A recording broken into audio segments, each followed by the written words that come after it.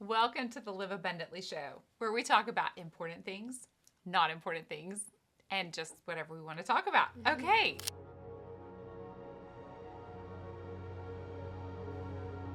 So welcome, Bree. I'm excited. We're going to jump into our girl talk for the day, and Bree has a really important topic. Is this important or not important? I don't know. Or is it just what we want to talk about? I'm You not never sure. know. Okay, would say Bree, it's kick it important. off. I would say it's important. I think today we could talk about like eating habits, healthy eating habits and unhealthy eating habits. I love that. For like women and girls, and something that I wanted to show you that reminded me of this topic would be, I saw this. It was like a little article in Cosmo in 1970, and it was That's like when the I was perfect diet. And here it born. is, right here, actually. So In this was 74. their So this would perfect be diet, basically. wine and eggs. Okay. 3 days you can lose 5 pounds. For breakfast, you eat 1 hard-boiled egg and you have a glass of white wine This is a real and thing, too. black coffee. Okay. You can't miss the black Just start your day off with the wine and the coffee. For lunch, you're going to have 2 more of those hard-boiled eggs and then 2 glasses of white wine and some more black coffee. I mean, just buy 3 items at the grocery store and you're done. Okay, for dinner, you're going to have 5 ounces of steak grilled with black pepper and lemon juice. That sounds good. No salt, just pepper and lemon juice. The remainder of the white wine, you get to have 1 bottle a day. Oh my gosh. And some more black coffee. Just, I love that there's no water needed in this diet. There's no vegetables. There's no fruit. It's just That was eggs it. and Yeah. steak, wine and coffee are the staples of this diet. I mean, I think we should, And this I is just like ate my hair. where I think we the should ground- try it. Yeah. I think we should try it for a We week. We should vlog a whole week of us trying We it. should. Or maybe at least a day. Let's do Well, in do a 3 day. days, you'll lose 5 pounds on this Yeah, diet. in one day you might. I just might want lose to your know what it job. feels like to just drink wine and coffee, like back to back, Yeah. all throughout the day. It's like drink the wine, stabilize with the coffee. Yeah. And it's funny because now if this was printed, they'd get in serious trouble. Oh my gosh. And this was in Cosmo? Yeah. Wine and eggs. Wine and eggs. Wine and eggs if you want to lose weight. That's what you've been doing wrong. It's what I've been doing wrong all these years. I was not having the wine and the eggs and the black coffee. Yeah. That combo. But for real, like I think of like when I first like thought about any kind of beauty standards and like eating differently to try to look differently, and I was probably like 13 or 14, and for me it was really like over like consuming water. Like I would drink water bottle after water bottle over and over again because I thought, one, it made me feel full, and Yeah. 2, for me, that's what I thought of weight loss, is like drinking Yeah. a bunch of water. Did you ever have food or just water bottles? No, when I would do these things, like I would try not to eat. It would only last like a day or 2, Oh, wow. and it was like in my mind, I was like, I just want to lose weight. I didn't know why. Okay. So, but You didn't even know why? I Just didn't 'cause know it's a why. thing I that must people have say. like thought about, like I must have felt the pressure without actually knowing why. You know, which I feel like now though, girls probably feel that even younger than I did. And you know, there's so many more images out there of just accessibility right now of what you should look like. And you know, my mom used to get Cosmo magazine. It had to like come in the mail, and you know, it was just like one magazine. Now there's just endless opportunities to see Oh my what gosh. you could look like other than what you look like. And okay, so I have to share my consistent diet. It's a little Yes. bit like the Cosmo diet in a different way. Oh my gosh. So I did not have an eating disorder per se. I was not trying to have one. Let me Right. just say that. I wasn't trying to lose weight. There was a time I was trying to gain weight because I was tired of being made fun of for being so skinny. I was really tall, so it just, you know, that's in a nutshell. If When you you're know, as you tall know. as I was, You just look really skinny. So, and then I did nonstop sports, like every sport, and I just didn't know how to sit still. So that combination. Okay, but I consume these things every day. Breakfast, I drank a Dr. Pepper, and I got on my school bus, and I went to school. This is my high school years. My friend Brandy can attest to this because she was the equivalent. So then when we got to school, we wanted to save our lunch money because it was our only source of income at the time. And so we would save our lunch money and we would put together 50 cents to buy a Dr. Pepper that we would share and 50 cents to buy a Reese's that we would share. So that way we got to save the rest of our lunch money. So breakfast was the Dr. Pepper. Lunch was half of a Dr. Pepper and half of a Reese's. So she had one cup and I had the other. Ooh, okay. Okay. Then I did basketball practice, cheerleading practice, like Oh my track, God. tennis, like all the things with my 1.5 Dr. Peppers and 1 Reese's. So you were more for a financial It was a reason. financial reason, okay? never heard that. that I was making these choices about my life. Now let That's me so explain to you why we were saving our money, because this like goes to a whole different level. Brandy and I saved our money so that we could buy Christmas presents for our family, for one another, and for whatever boyfriend we had at the time. So we did not eat so that we could buy That's Christmas really sad. presents for other people. That's crazy. What the heck? That's hilarious. And I would always pass out during like basketball practice and games. And I never understood why. Like, I just thought, why do I pass out? I just pass out a lot. I don't really know why. Oh my gosh. And they finally started making me drink Gatorade to get more sodium because they decided maybe that would help me to stop passing out. I just probably needed to eat something other than a Reese's. How long Anyway. did this go on for? Years. This was years of my life because that was how I had Christmas money. Anyway, it's so ridiculous. Wow, that's Then at hilarious. night, I got home and I still felt like I needed to do more workouts. I don't know why. Like after I got home. So I would like run and then I would do like these workout videos. And I would eat for dinner. My mom was in nursing school, so she kind of like quit cooking while I was in high school. So for dinner, I would have Rotel cheese dip with corn tortillas. That was my dinner. That was it. Wow. And that was my diet and that was my life.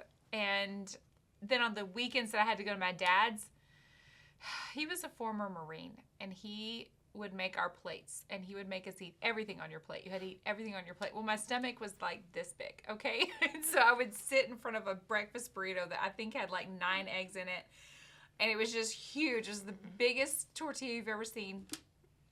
And I would have to try to eat that whole thing when I was used to surviving on like a fraction of that for the whole week. It was a bit torturous to go to my dad's and have to eat food. And again, I wasn't trying to have an eating disorder. I was trying to save money. Oh, that's hilarious. So if your that was my diet was motive. in Cosmo, it would be Dr. Pepper. Yes, it would be 1.5 Dr. Peppers, 1 Reese's, some Rotel cheese dip with corn tortillas. No wine. I didn't have wine or black coffee at the time, but I may throw those in for fun. But I do think, on a serious note, like women have such a difficult relationship with food. And it was meant to be something that we enjoy and we savor and it sustains us. But it's like, I feel like God made such a variety of foods in Yeah. textures, taste, temperatures, like everything is so vibrant. And Yeah. and when we live in a mindset of just restriction or punishment and discipline all the time, we're missing the enjoyment that could come. And I wonder sometimes if we just went ahead and ate the thing that seemed amazing to us, if it would satisfy us in a way that we would then be able to move on without overindulging. You know what I mean? But just be simple about it. Like, this is what I would really love. This is what I think my body needs. Yes. And have a relationship with food that was something to enjoy and savor rather than it always feeling like anxious. There's an anxiety around it or guilt or shame. Yeah. I just that's want so women to good. have freedom. That's a good tip. Yeah. Wow. Anyway, That was great. that's my story. Yeah, I like that story. And Brandy can vouch for it. We're going to submit that to Cosmo. I think 2025. Cosmo 2025 needs this diet plan. That's hilarious. And now, so shameful, but I still love Diet Dr. Peppers from Sonic. Like, I need the Sonic eyes. They like are the so good. whole. There's something about a fountain drink. I'm also hooked on them now. I love them so much. So, and in Texas, you know, we can have Sonic. Anyway.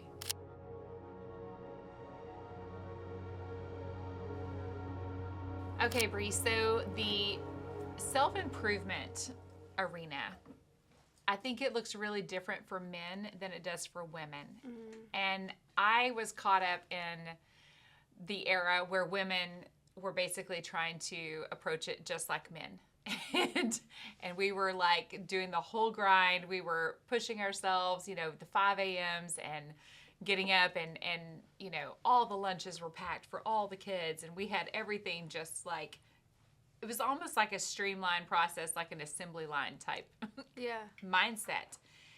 And then I think all of us went, wait a second, I am not enjoying this at all. Okay? Yes. At all. Because we were not designed for like the grind mindset. Right. Women that are experiencing their femininity, Mm-hmm. we're all about creating an experience out of everything we do, not just getting it done. Yeah. And so now the women that I've been following for years, we all kind of shifted simultaneously because we all probably got burned out at the same time trying to do all of this like men. And now we're all going, wait a second. I can be successful. I can constantly be growing and improving, but I can do it in a different way. Right. And it's been inspiring to me because I felt that, gosh, this was back in 2019, I started really reworking how I was living my life. It took a few years to take root, but I was watching other women that are go-getters start doing the same thing. And we started shifting into figuring out, how can I still be a woman and still get it all done? So, all that to say, now I feel like I'm actually just as productive, if not more so, and yet I have a more full life now. And I think for women, part of what I think helps us to thrive, helps us to be creative, to problem solve, to have the energy to stay focused and accomplish, is allowing ourselves to have so many areas of our life tended to, that we feel abundant. Right. So when we show up to do our work, we're doing it from a place of overflow and abundance rather than that like push and strive and grind. This really feels like scarcity, like you're trying to squeeze something out of nothing. Yeah. And it is so different. The experience of my productivity, self-improvement, all of that now feels so different than it did before. Yeah. I agree with that. Something I was thinking about is like women were trying to be a lot like men, or try at least to do things just as good as men, if not better than men, and neglected doing anything like for like their feminine, because they're so busy trying to prove themselves as men, even though they're not. It's so But true. I feel like now a lot of women are celebrating like taking care of your feminine and taking care of yourself, and like doing your skincare and picking out outfits and taking care of yourself, taking care of your body and eating healthy. I feel like it's a lot more popular now for women rather than like maybe 50 years ago. Because people, I feel like women now are like, they actually enjoy that. They're like, we don't even like doing these things that we've been trying to do. Let's So actually true. do the things we want to do.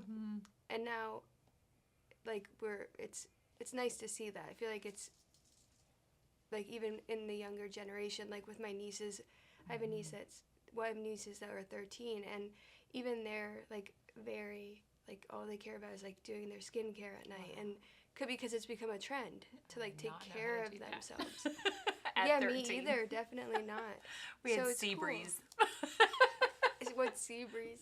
You don't want to know. It's basically rubbing alcohol on your face and burning your skin. Oh no. Yeah, we didn't know about skincare. Yeah, it's just cool to Y'all see are that gonna it's have like up amazing and skin. coming. It really is. And I feel like, too, the whole family experience shifted when women started trying to operate as men. And we weren't sitting down to a dinner at a table. And just, there's so much that a woman who is in her feminine brings to the family. In everything that she does, there is this experience involved in it that creates these lasting memories. And we're all, living the same amount of time every day. We all have 24 hours in a day. But when you look back, do you even have memory of a meal? Right. Or is it just, I don't even remember. I was just too busy and I was just working. And, do we even have an experience of connecting with other people? And that's what I believe, we want to be focused on self-improvement, but is the quality of your life even improving by how you're living your life every day? And so I'm excited to see the pendulum really swinging back to a place where we get to experience all the goodness of what God made available in everyday, ordinary things of life, and still, look like, hey, we're moving the needle every single day as well. And this is why I love the Proverbs 31 woman. If you never read Proverbs 31, she was getting it. Like, she was getting it in the most feminine way of any woman ever. But she was legit awesome. And she is like held up as the pinnacle of womanhood. So that's why I love that, because it's not a sacrifice of being able to accomplish and create and impact, but there's also, I love the verse that says that nothing under her care suffered. Oh yeah, I love. And that I love verse. that. And so, yeah, she's That's kind of like good. my role model always. Yeah, But yeah, I love that. I love that verse. I didn't really ever pinpoint that, but that's really beautiful. Yeah, it's really cool. Because that could mean not just a family, but anybody. Yes. Yeah, or anything. Yeah, You or know? anything. And I especially love the part where she like bought a field and turned it into a vineyard. I mean, Yeah, if you're that's going cool. to get to the 1970s diet that we You're referred gonna to need it. earlier, you're going to need a vineyard. So she was on top of that. Yeah. We should do the Awesome. Proverbs 31 diet. Feminine relationships, okay? Relationships with women. We all have stories, okay?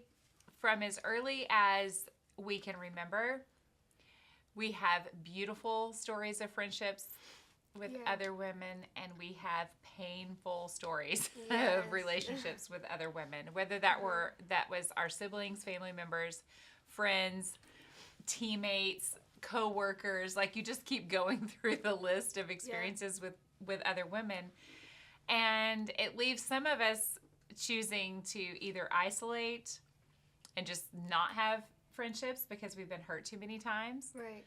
or just have shallow relationships, Mm-hmm. or just hang with the guys. Like, I'll Yes. just hang with the guys. They're easier. There's no drama. Yeah. But that's not actually true.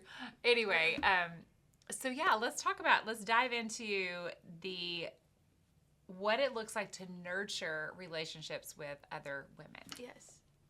I'm going to call myself out on this one because something I learned in my 20s was that when it came to friendships, I was operating out of my masculine.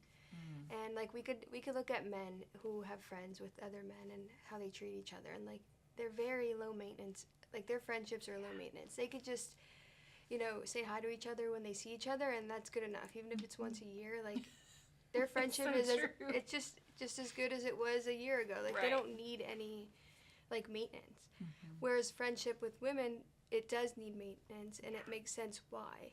Whereas for me, like, operating in the masculine in that way would be like really like treating my friendship like the best way to describe it would be like being like sometimes being flaky or being distant or isolating when things get tough. Stuff that masculine people do, stuff that men do. Yeah. They don't reach out to their Right. friend and say, "Hey, you're not going to believe what happened today."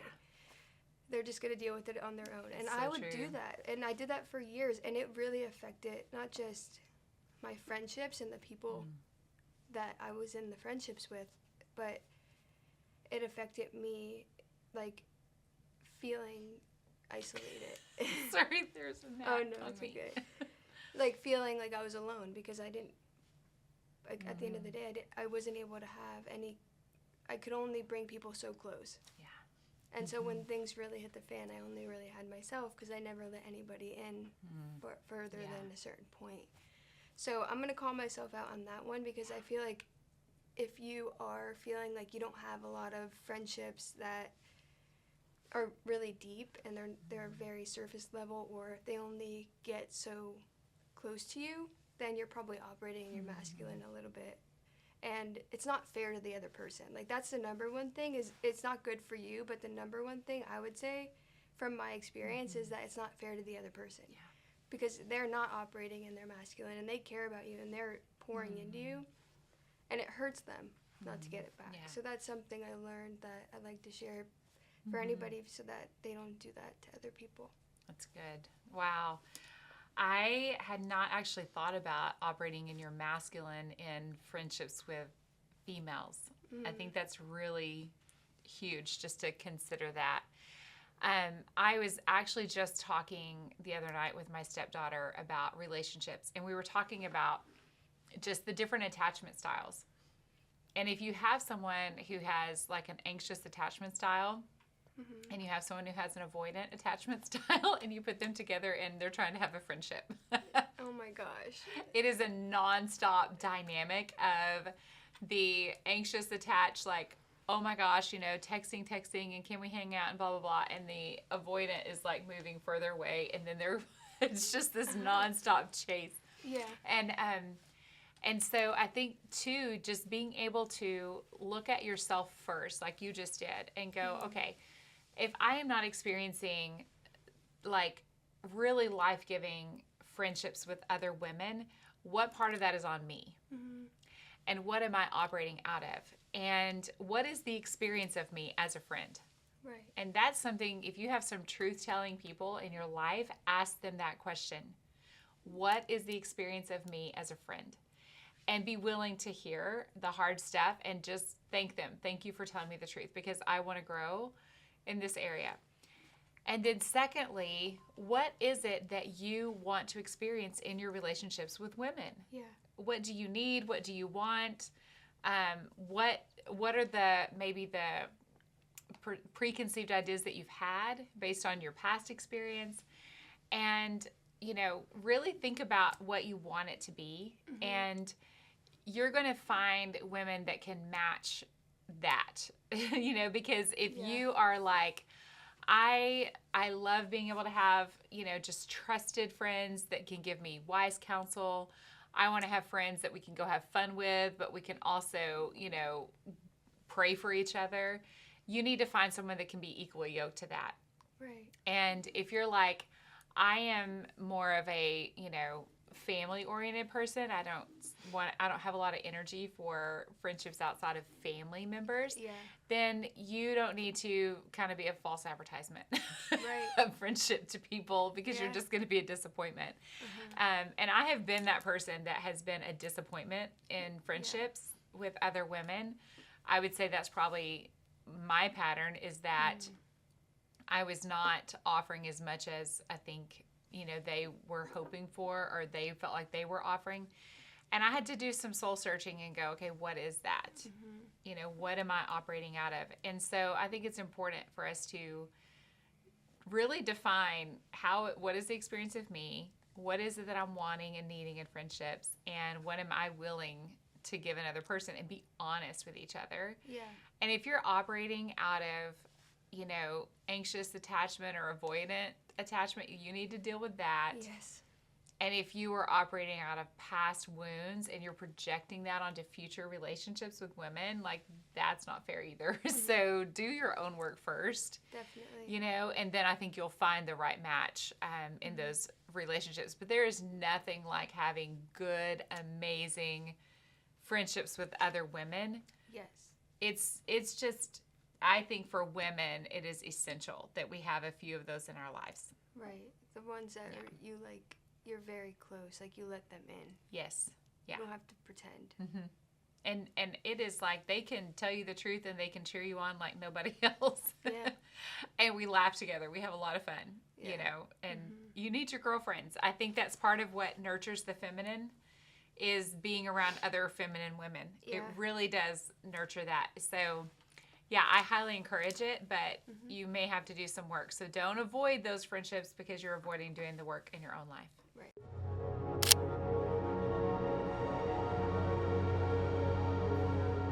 Hey everybody, I am Carrie Grace, And I'm Bree. and we are going to be reacting to the worst fashion trends of all times. Okay. Oh, yeah. How Oh my fun. gosh. Oh. So the first is What is that? bold veins. Bold veins. Okay, like first of all, There's no how way. did they make them do that? Did they just like cut off their circulation with stuff to make their I'm gonna veins guess pop a out? tourniquet. Let's see. Oh, they would use blue pencils to color their veins and make them pop. What? Why is that attractive? When and where? It says Marie Antoinette. I don't know. They must have been. It was pre-Revolution France. This was all the rage. That's like vampire stuff. It said that they did it in order to make their skin look almost translucent. They would use blue pencils to color their veins and make them pop. Okay. That just looks really gross. Yeah, I don't It know. looks really gross, like in a scary movie. It I know. feels like a scary I movie. thought that was an error. I did too. I didn't know it was a fashion. I was like, I think you got the wrong I thing. did too. You got the wrong This is guy. from Elle magazine. Oh, black teeth. Hold on. Okay. No. The practice of, how do you say that word? I can't even see that. Ohagura? I don't know. Where? Teeth blackening. It was very popular during the Heian period in Japan from 794 to 1185. That's scary. I give that a 0. It was seen as a symbol of beauty and maturity. The teeth were blackened using I'll say maturity. something, Maturity. and then a mixture of iron fillings and vinegar and tea and rice wine. That's the same way they make the 100-year-old egg. What? They make a 100-year-old egg that they eat, and it's the same thing they do to their teeth. Why do they eat 100-year-old eggs? I don't know. Why do you know It's that? a because it Phil. He said it was said to have smelled awful. Their teeth smelled awful. So they had black teeth and bad breath. Why is this a thing? I am so, like, I don't like bad breath things. Like, Me I either. don't want people to have bad breath. I am always going to have a mint or some gum for you. If you need it, I will have some. Because I don't want you to walk around like that. And they were, like, purposefully Yeah. having black teeth and stinky breath. We do not approve. They pickled their own teeth. No, Japan. No. It's What? weird. Oh. What is this? They pluck their eyelashes and eyebrows. That's the opposite of what we're doing today. Now we're like, well now filling they them in and bleach, getting they'll extensions. bleach them, but that's as far they as they'll plucked go. them. They plucked out. That, first of all, has to be painful. To pluck out your eyelashes? And why? Who was doing this? The Middle Ages were the golden era for big foreheads. Oh, they wanted to have bigger foreheads. Okay. I think they succeeded. I do think they succeeded. They like pull their hair way back too. So they removed their eyebrows and their eyelashes and they plucked their hairlines all the way back. Like they were trying to give themselves a receding hairline. The Wait. women. Wow. How do we get that? How do you go that wrong? The idea was to resemble the head of a baby, which made them appear pure and innocent. Because when babies' heads come out, that's They what don't they have look like. s- They're like yeah. shaped like a cone. they, That's a strange thing. they wanted to look like babies. You know how when they get Yeah. they're born, their heads are weird. I know.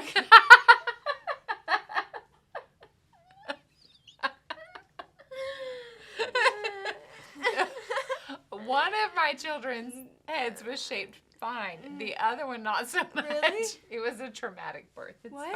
fine. Are they taking their blood There's bloodletting? a gnat over here. Queen Elizabeth used to paint her face flat white like a ghost to recreate. I'm sorry. Are these to really recreate her fashion highness's trends? pale appearance, the women during the Renaissance period used to douse their face in heavy white makeup. I'm going to try this for the next video. And they were trying to achieve the royal look naturally, so they would undergo bloodletting where they would bleed themselves or they would use leeches to suck their blood. Oh my gosh. These are like, I mean, I think today, you know, there's some weird things and that sometimes I think people get too many injections and they look weird, but they're not like, take all of my blood. Okay, Like you kind This of is need not that a to fashion live. trend. They were doing this That's crazy. so they could look white as ghosts. I thought we were going to be reading like the worst dress on the red I thought, carpet. I'm going to be honest, I thought it was going to be the 80s because we did not have some good ideas in the 80s when I was growing up. It was not a best Yeah, or the fashion. 90s. Still plenty of time on the list. You can Oh, pop that's up. true. Okay, bloodletting we are against. Goat hair unibrow. What? Okay, you know those trends where you can like freak out your husband or your boyfriend by like putting on obnoxious makeup and then looking at them all of a sudden and acting like it's normal? I want to do this one to my husband. I want to do the goat hair unibrow and just see what You happens. should. That would be hilarious. Okay, I'll let y'all know how that goes. No, I that just would be need to fun. try it. Okay, so yeah, the unibrow made out of goat hair is iconic to say Well, the now least. we just use markers. Eating tapeworms to lose weight. What the heck? The Victorian tapeworm diet. And Not to now- be confused with the coffee and wine diet. And now we're getting rid of tapeworms to lose weight. Oh my gosh, they involve swallowing pills containing tapeworm eggs. Okay, I'm not gonna lie to you because I was, again, super skinny growing up. I was super skinny. And there was actual concern that maybe I had a tapeworm. Oh my god. I remember the whole conversation, and I'm like, do I have a worm inside, a big worm? And I looked it up in the encyclopedia, and it was very scary That for is me. scary. They thought The maybe I had Alas- one. The Alaskan bullworm. What the heck? Oh my gosh, that's so gross. Okay. Oh, the tuberculosis look. This is exciting. The Victorian era. What's going on in the Victorian area? What does that mean? I said area. What do you Era. mean the tuberculosis? I don't know. It was notorious for its weird and hazardous beauty standards. The Victorian women loved the pale skin and red lips and thin waists that came with having tuberculosis so much so that they started contracting it on purpose, romanticizing the disease. They also used makeup to redden their lips and make their skin appear lighter to emulate the tuberculosis look. Don't do anything. You are so gorgeous. You look like you have tuberculosis. Oh my gosh. The world. Okay, these are hilarious. Oh, sweat facial. This seems, I'm going to let you read. I don't even want to read can't about even this one. read. You can't. It's too far away. Oh, okay. Wealthy women in ancient Rome used to buy vials of sweat scraped off the skin of famous gladiators to use as a face cream. Alright, now I'm sick. It was believed to improve their complexion. I promise you that is not what it did. The ancient Romans also believed the gladiator sweat was an effective aphrodisiac. You smell like my sweat. Jeez. Women, What the why do heck? we try this hard? Here we go with whitening our face with mercury and Oh lead. my God. That guy, that looks just like Steve Jobs. Mark Zuckerberg. Yes. He does look like, okay, yeah. Looks sure like Mark enough. Zuckerberg. How did he know? How did the cameraman know what you meant? I What? know. I'm looking at him. That's hilarious. Okay, definitely.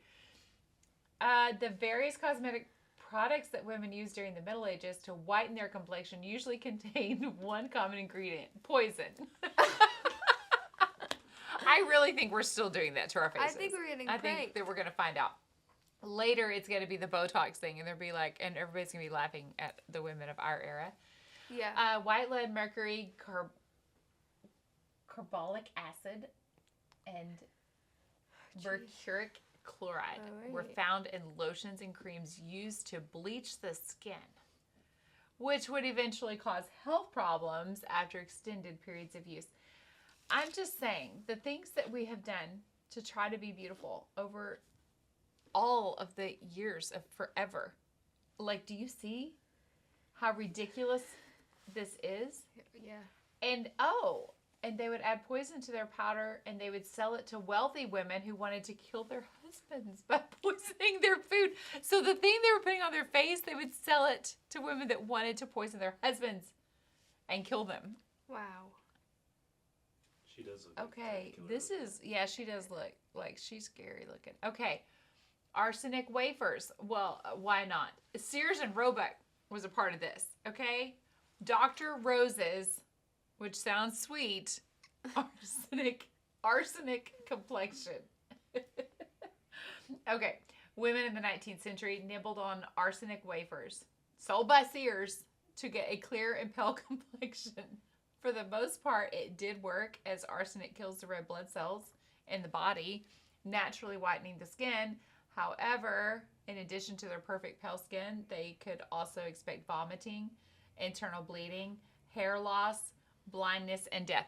Okay, you know how whenever they're advertising, they're doing like commercials for all the pharmaceuticals, and they then talk in hyper speed and they tell you all the side effects that could be happening? That's what this feels like. Yes. That's crazy. Oh my that gosh, people the would do that. arsenic complexion. Okay, these are like Frightening. goals. These are goals for beauty. For death.